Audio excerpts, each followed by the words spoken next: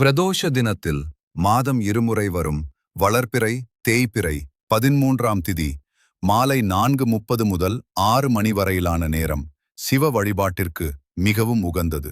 பிரதோஷ நேரத்தில் சிவாலயத்திற்கு சென்று நந்தி தேவரையும் சிவபெருமானையும் தரிசிக்க வேண்டும்.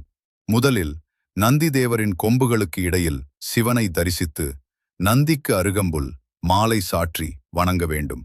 நந்தி தேவர் சிவனுக்கு மிகவும் பிரியமானவர். அவர் மூலம் சிவனின் அருள் எளிதில் கிடைக்கும்.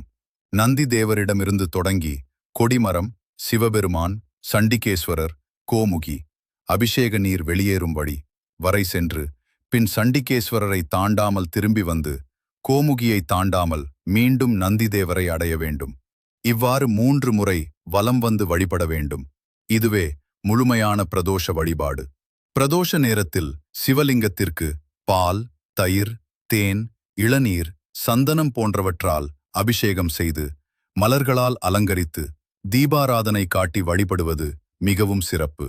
ஓம் நமச்சிவாய என்ற பஞ்சாட்சர மந்திரத்தை மனதார ஜெபித்து சிவனை வேண்டினால் பாவங்கள், கர்மவினைகள் மற்றும் துன்பங்கள் நீங்கி செல்வம், ஆரோக்கியம், மன நிம்மதி கிடைக்கும். பிரதோஷ வழிபாடு மன அமைதியையும் தடடைகள் நீங்கி வாழ்விலும் மகிழ்ச்சியையும் தரும்.